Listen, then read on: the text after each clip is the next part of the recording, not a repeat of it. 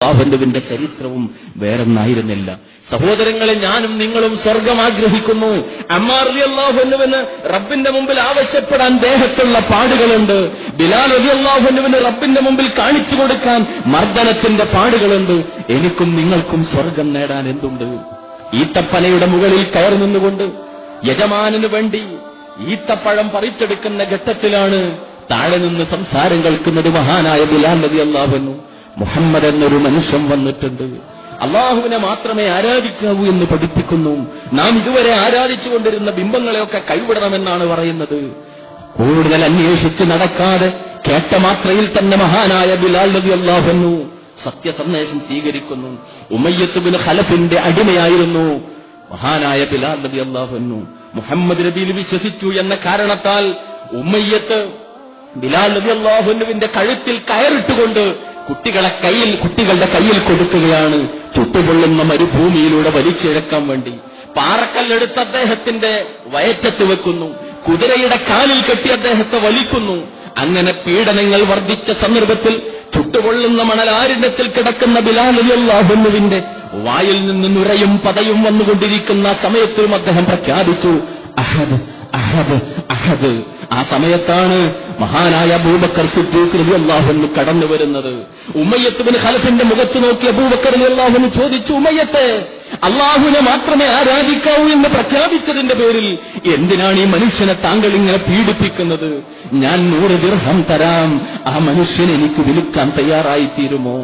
ഉമയ്യത്ത് പുച്ഛഭാവത്തോടുകൂടി ചോദിച്ചു, അബൂബക്കർ, എന്തിനാണ് താങ്കളുടെ ദിർഹം നഷ്ടപ്പെടുത്തുന്നത്? ജീവച്ഛവമായി കിടക്കുന്ന ഈ മനുഷ്യന് വേണ്ടി. മഹാനായ അബൂബക്കർ സിദ്ദീഖ് റളിയല്ലാഹു അൻഹു താൻ ഉൾക്കൊണ്ട ലാ ഇലാഹ ഇല്ലല്ലാഹ് പ്രഖ്യാപിച്ചതിനാലാണ് ഈ പച്ചയായ മനുഷ്യൻ പീഡിപ്പിക്കപ്പെടുന്നത് എന്ന കാരണത്താൽ അദ്ദേഹത്തെ വില കൊടുത്ത് വാങ്ങുകയാണ്. വീട്ടിലേക്ക് കൊണ്ടുപോയി ശുശ്രൂഷ നടത്തുന്നു. അല്പമൊന്ന് സുഖം പ്രാപിച്ചപ്പോ അബൂബക്കർ റളിയല്ലാഹു അൻഹുവിന്റെ കൂടെ ബിലാൽ റളിയല്ലാഹു അൻഹു റസൂലിനെ കാണാൻ വേണ്ടി പുറപ്പെടുകയാണ്. മഹാനായ റസൂലുള്ളാഹി സ്വല്ലല്ലാഹു അലൈഹി വസല്ലമയെ കണ്ട മാത്രയിൽ ഇരു കൈകൾ കൊണ്ടും തന്റെ ഹൃദയ കൊട്ടാരത്തിൽ പ്രതിഷ്ഠിച്ച മഹാനായ റസൂലുള്ളാഹിയെ ബിലാൽ റളിയല്ലാഹു അൻഹു കെട്ടിപ്പിടിച്ച് വാരിപ്പുണർന്നു. ആ സ്നേഹബന്ധം, ആ അംഗീകാരം, അതുകൊണ്ട് തന്നെ മക്ക ഫതഹ് എന്ന ചരിത്രത്തിലെ രോമാഞ്ചജനകമായ സംഭവം ധിക്കാരികൾ മുഴുവൻ ഇസ്ലാമിന്റെ കീഴിലായിത്തീർന്ന് മക്ക ഇസ്ലാമിന്റെ കീഴിലായിത്തീർന്ന സന്ദർഭം മുഴുവൻ ആളുകളും ആഗ്രഹിച്ചു. ഇസ്ലാമിന്റെ സുന്ദര ശബ്ദം, അല്ലാഹു അക്ബർ എന്ന ശബ്ദം, അല്ലാഹു അക്ബർ ഹയ്യ അലസ്സലാ എന്ന ശബ്ദം, ആ ശബ്ദം കഅബാലയത്തിന്റെ മുകളിൽ വെച്ച് പ്രഖ്യാപിക്കാൻ തങ്ങൾക്ക് അവസരം കിട്ടണം. അല്ലാഹുവിന്റെ റസൂൽ തെരഞ്ഞെടുത്തു ആരെ? അടിമയായിരുന്ന മഹാനായ ബിലാൽ റളിയല്ലാഹു അൻഹുവിനെ. ഖുറൈശി പ്രമാണിമാര് പറഞ്ഞു, ജാഹിലിയത്തിലായിരുന്നെങ്കിൽ നമുക്കിത് ഉൾക്കൊള്ളാൻ സാധിക്കുമായിരുന്നില്ല. അതെ, ഇസ്ലാം അവരുടെ ഹൃദയത്തെ മാറ്റിയിട്ടുണ്ടായിരുന്നു. കഅബാലയത്തിന്റെ മുകളിൽ വെച്ചുകൊണ്ട് ഇസ്ലാമിന്റെ ബാങ്കൊലി മുഴക്കി ചരിത്രത്തിൽ ബിലാലുൽ മുഅദ്ദിൻ എന്നറിയപ്പെട്ട മഹാനായ ബിലാൽ റളിയല്ലാഹു അൻഹു ചരിത്രത്തിൽ നമുക്ക് വായിക്കാൻ സാധിക്കുന്നു. റസൂലുള്ളാഹിയോട് ബിലാൽ റളിയല്ലാഹു അൻഹുവിനുണ്ടായിരുന്ന സ്നേഹം കാരണം അല്ലാഹുവിന്റെ റസൂലിന്റെ വഫാത്തിന് ശേഷം ബിലാൽ റളിയല്ലാഹു അൻഹു ബാങ്ക് കൊടുത്തില്ല. കാരണം അദ്ദേഹത്തിന് കഴിയുമായിരുന്നില്ല. ഉമർ റളിയല്ലാഹു അൻഹുവിന്റെ ഖിലാഫത്തിന്റെ കാലഘട്ടത്തിൽ ഖലീഫയായ ഉമർ റളിയല്ലാഹു അൻഹു ബിലാൽ റളിയല്ലാഹു അൻഹുവിനെ വിളിച്ചുകൊണ്ട് നിർബന്ധപൂർവ്വം ആവശ്യപ്പെട്ടു, ഞാൻ ആഗ്രഹിക്കുന്ന പ്രവാചകന്റെ കാലത്തെ ആ ശബ്ദമൊന്ന് കേൾക്കാൻ, ഞങ്ങൾക്ക് വേണ്ടി ഒന്ന് ബാങ്കൊലി മുഴക്കണം. മഹാനായ ബിലാൽ റളിയല്ലാഹു അൻഹു അതാ ബാങ്ക് കൊടുക്കാൻ ആരംഭിച്ചു.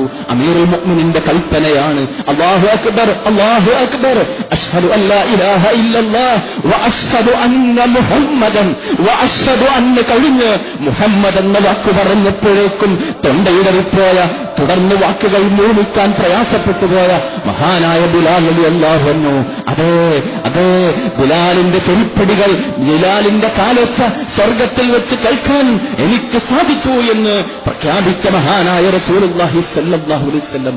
സഹോദരങ്ങളെ, ആ ബിലാൽ റളിയല്ലാഹു അൻഹുവിന് വേണ്ടി അല്ലാഹു ഒരുക്കി വെച്ച സ്വർഗമാണ് ഞാനും നിങ്ങളും ആഗ്രഹിക്കുന്നത്. നാം എന്ത് നേടി ഈ മാർഗത്തിൽ? നാം എന്ത് സഹിച്ചു ഈ മാർഗത്തിൽ?